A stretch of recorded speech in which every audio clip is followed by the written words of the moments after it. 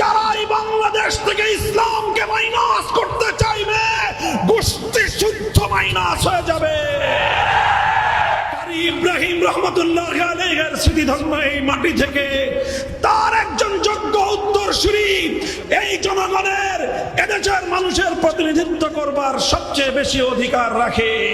আগামীর বাংলাদেশের রাষ্ট্রীয় বন্দোবস্ত কিভাবে হবে সেটা ইসলাম এবং ইসলামপন্থীদেরকে বাদ দিয়ে অন্য কারো পরিকল্পনায় বাস্তবায়িত হতে পারবে না ইনশাআল্লাহ।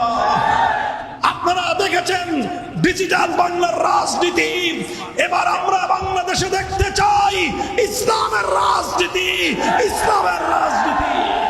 বাংলার বঞ্চিত আপামর জনতা, আমি তোমাদেরকে আল্লাহ রাব্বুল আলামিনকে সাক্ষী রেখে তোমাদেরকে বলতে চাই, মনে রেখো চূড়ান্ত বৈষম্যহীন সমাজ যদি গড়তে চাও মানব রচিত তন্ত্র মন্ত্র দিয়ে সম্ভব নয়।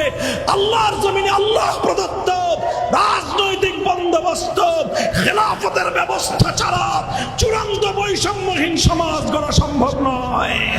আমরা দ্ব্যর্থহীন ভাষায় ঘোষণা করতে চাই 24-এর এই মহান বিপ্লব কাউকে ছিনতাই করতে দেওয়া হবে না। স্বাধীনতা এনেছি রক্ত দিয়ে, প্রয়োজনে আবার জীবন দিয়ে স্বাধীনতাকে রক্ষা করব আমরা। ইতিমধ্যে জাতীয় ঐক্যমত্য কমিশনে উচ্চ কক্ষের সংসদ গঠন হওয়ার সিদ্ধান্ত চূড়ান্ত হয়েছে। আমরা বলতে চাই, যদি উচ্চ কক্ষ সংগঠিত হয়, উচ্চ কক্ষে পিআর পদ্ধতি, প্রপোর্শনাল রিপ্রেজেন্টেটিভ পদ্ধতিতে এদেশের জনগণের প্রকৃত প্রতিনিধিত্ব নিশ্চিত করতে হবে। ভিন্ন কোন ব্যবস্থা বাংলা তৌহিদি জনতা মানবে না। এদেশের শান্তিকামী প্রকৃত মেহনতি মানুষ অন্য কোন ব্যবস্থা মানবে না। যে মূর্তির বিপক্ষে কথা বলবার অপরাধে শেখ হাসিনা আমাদেরকে কারাগারে পুরেছিল, আমরা কারাগারে নির্যাতনকে সহ্য করেছি, মূর্তির সামনে আমরা মাথা নত করি নাই।